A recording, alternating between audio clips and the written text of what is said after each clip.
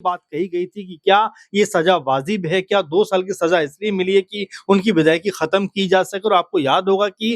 ठीक इतवार के दिन, संडे के दिन जब तमाम सरकारी दफ्तर बंद रहते हैं, उस वक्त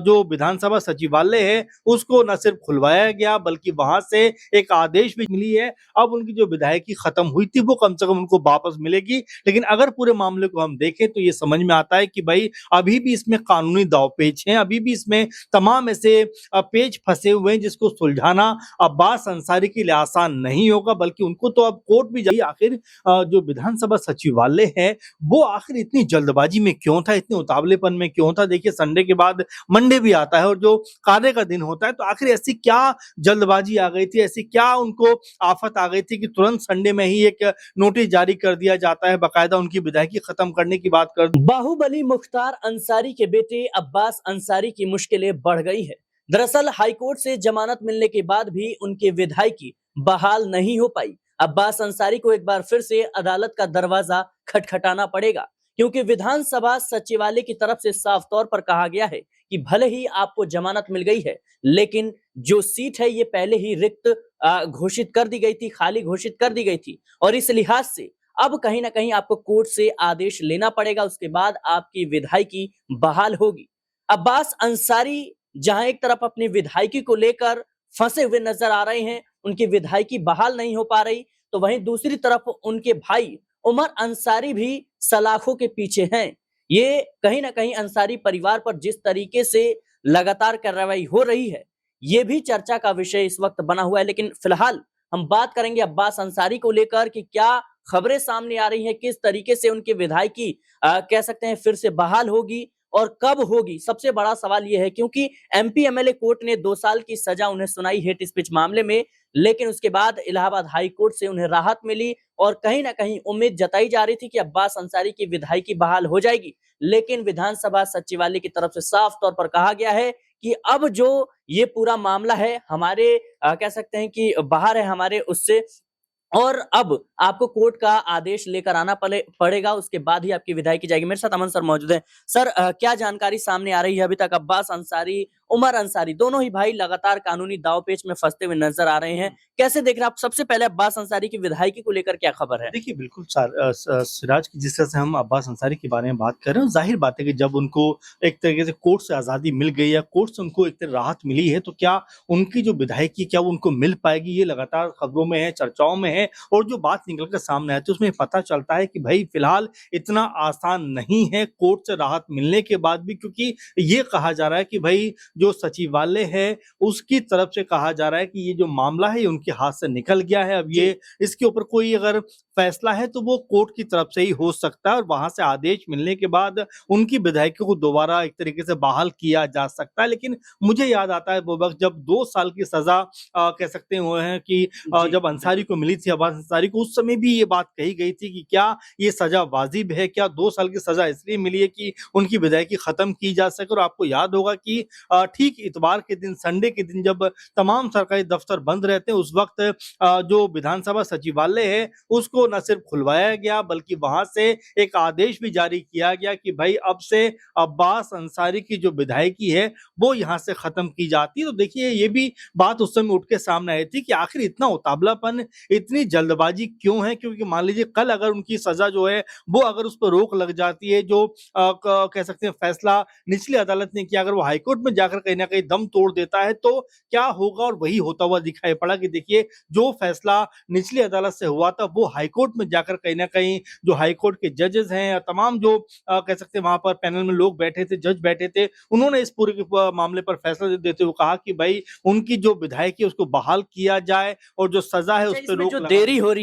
हो रही है, क्या वजह है? क्या लगता है कि जो सरकार की तरफ से जो लोग हैं, क्या वो सुप्रीम कोर्ट का रुख कर सकते हैं? क्या अब्बास अंसारी की मुश्किलें जो है और भी ज्यादा बढ़ती हुई नजर आ सकती है? संभावनाएं हैं, जाहिर बात है कि सरकार जरूर चाहेगी कि इसको कहीं ना कहीं आगे लेके जाए, क्योंकि जो लड़ाई चली है वो कहीं ना कहीं हो सकता है सुप्रीम कोर्ट तक जाए। लेकिन अगर हम हाई कोर्ट की ही बात करें तो यहाँ पर जिस तरह से फैसला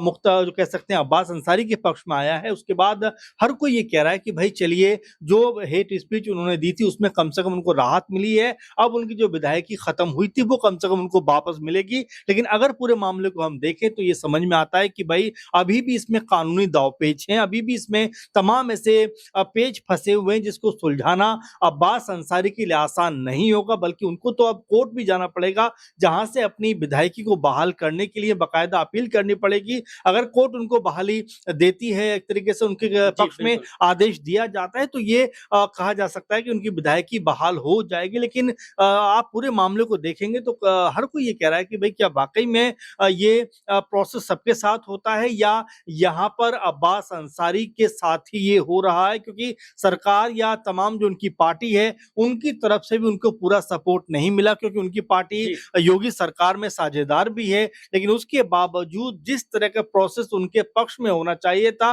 वो पक्ष में ना होकर ऐसा लगा जैसे उनके खिलाफ नजर। अच्छा, एक सवाल ये भी उठ रहा है कि जब उनकी विधायकी छीननी थी उस वक्त तो रविवार के दिन भी सचिवालय खोला गया, लेकिन जब बहाली की बात आती है तो इस तरह की खबरें सामने आ रही है कि सचिवालय की तरफ से कहा गया कि ये हमारे कार्य क्षेत्र से बाहर जो है हो गया है। देखिए सिराज की हम अगर पूरे मामले को देखें तो ये बात पहले भी कही गई कि भाई आखिर जो विधानसभा सचिवालय है वो आखिर इतनी जल्दबाजी में क्यों था, इतने उतावलेपन में क्यों था। देखिए संडे के बाद मंडे भी आता है और जो कार्य का दिन होता है, तो आखिर ऐसी क्या जल्दबाजी आ गई थी, ऐसी क्या उनको आफत आ गई थी कि तुरंत संडे में ही एक नोटिस जारी कर दिया जाता है, बाकायदा उनकी विधायकी खत्म करने की बात कर दी जाती है और इस सीट को रिक्त कर दिया जाता है। तो ये तमाम ऐसे पहलू हैं जिसके बारे में अब लगातार चर्चा भी हो रही है कि क्या वाकई में अब्बास अंसारी को परेशान करने का ये प्रयास किया गया, क्या वाकई में सरकार या उनकी पार्टी ही खुद उनके साथ में खड़ी हुई नजर नहीं आई। और यहाँ पर अगर हम ओपी राजभर की बात करें तो उनका भी जो बयान है वो कोई ऐसा बयान निकल के सामने नहीं आता जो बहुत ज्यादा आशावान हो। वो ये तो कहते हैं कि भाई ठीक है, अगर हमारे विधायक को राहत मिली है तो अच्छी खबर है, हम न्यायालय का स्वागत करते हैं। लेकिन 27 तक आते आते वो भी कहते हैं कि भाई हम अपनी जो रणनीति है उसको बदलने का प्रयास करेंगे और हो सकता है कि मऊ जो सदर सीट है इसके ऊपर हम मुख्तार अंसारी परिवार के अलावा भी किसी और के नाम पर मोहर लगाते हुए नजर आ। राजभर की आप बात कर रहे हैं, उपचुनाव का जैसे ही ऐलान हुआ था, यानी कयास लगाए जा रहे थे कि मऊ सदर सीट पर उपचुनाव होगा, उस दौरान भी ओपी राजभर ने साफ तौर पर कहा था कि हम अंसारी परिवार के किसी भी सदस्य को टिकट नहीं देंगे, बल्कि जो सुभाषपा का कोई कार्यकर्ता होगा वो चुनावी मैदान में उतरेगा। बड़ा सवाल ये है कि जिस सीट की राजभर बात कर रहे हैं, राजभर तो नए नए हैं, लेकिन अंसारी परिवार का उस सीट पर 27 से 28 सालों से दबदबा है। तो क्या लगता है आपको कि अब्बास अंसारी या फिर अंसारी परिवार के सदस्यों को इस तरीके से दरकिनार करना राजभर के लिए भी कहने का अच्छा नहीं है? देखिए जाहिर बात है, क्योंकि लगातार राजभर की पार्टी के जो लोग हैं, नेता हैं, वो एक के बाद एक तमाम मुश्किलों में फंसते चले जा रहे हैं। कल भी आपने देखा एक वीडियो सोशल मीडिया पे वायरल होता है जहां पर उनकी पार्टी के एक जो विधायक है वो डॉक्टर के साथ में अनाप शनाप बातें करते हुए नजर आते हैं। इसके अलावा ओपी राजभर की बयानबाजी आप देखते हैं किस तरह की बयानबाजी वो करते हैं। वहीं अगर हम अब्बास अंसारी की बात करें तो देखिए सिराज की जिस सीट की बात ओपी राजभर कर रहे हैं वो लगभग 30 सालों से अंसारी परिवार के पास में है और ये भी कहा जाता है कि पार्टी चाहे कोई भी हो, जीत वहां पर अंसारी परिवार के व्यक्ति की ही होनी है जो चुनाव में उतरा हुआ है। इसीलिए लगातार ये भी कहा जा रहा है कि कहीं ऐसा तो नहीं ओपी राजभर अब्बास अंसारी के खिलाफ इस तरह की बात करके अपने लिए मुश्किलें मोल लेते हुए दिखाई पड़ रहे हैं, क्योंकि ओपी राजभर ने अगर 5-6 सीटें विधानसभा चुनाव 2022 में जीती तो उसमें अखिलेश यादव की कह सकते भूमिका बड़ी थी। अखिलेश यादव के साथ में जो उनका गठजोड़ था उसके सहारे वो जीत पाए। और देखिए बीजेपी के साथ जैसे ही वो आते हैं, लोकसभा चुनाव होते हैं, घोसी सीट के ऊपर उनके बेटे अरविंद राजभर चुनाव में जाते हैं और उनको करारी हार जो है वो झेलने को मजबूर होना पड़ता है। और यहाँ पर सपा प्रत्याशी जो राजीव राय थे उन्होंने बुरी तरीके से अरविंद राजभर को यहाँ से हरा दिया। तो स्पष्ट है कि बीजेपी के साथ में कह सकते हैं कि ओपी राजभर की पार्टी को कोई फायदा होने की बजाय घाटा होता हुआ दिखाई पड़ रहा है। और साथ में अगर अब्बास अंसारी जैसे चेहरे या उनका कुनबा अगर यहाँ पर ओपी राजभर की पार्टी का साथ छोड़ता है, सपा में जाकर शामिल हो जाता है या किसी और पार्टी में जाकर शामिल हो जाता है, तो यहाँ से ओपी राजभर को एक बड़ा झटका लगना तय माना जाएगा। बिल्कुल दर्शकों, जाहिर सी बात है कि जमानत के बाद भी जिस तरीके से अब्बास अंसारी की मुश्किलें बढ़ रही हैं, उनकी विधायकी बहाल नहीं हो पा रही है, ऐसे में ओपी राजभर के लिए भी ये बुरी खबर है, क्योंकि आज भले ही वो सत्ता के साथ है ओपी राजभर, लेकिन कल बड़ा सवाल ये रहेगा कि क्या ओपी राजभर का ये रवैया उनको जनता के बीच लोकप्रियता बनाएगा, क्योंकि लगातार उनकी राजनीति को लेकर सवाल उठाए जा रहे हैं। लोकसभा चुनाव के दौरान भी जो राजभर समाज के लोग थे वो ओपी राजभर के रुख से नाराज थे और कई ऐसे नारे लगाए गए जिसके जो ये इस बात का संकेत देते हैं कि कहीं ना कहीं लोगों में नाराजगी है। लेकिन अब बड़ा सवाल यह है कि अंसारी परिवार को लेकर जिस तरीके से रुख रहा था ओपी राजभर का, क्या मऊ सदर सीट पर उनको फिर से जीत मिलेगी अगर किसी और चेहरे पर वो दाव खेलते हैं 2027 में? तो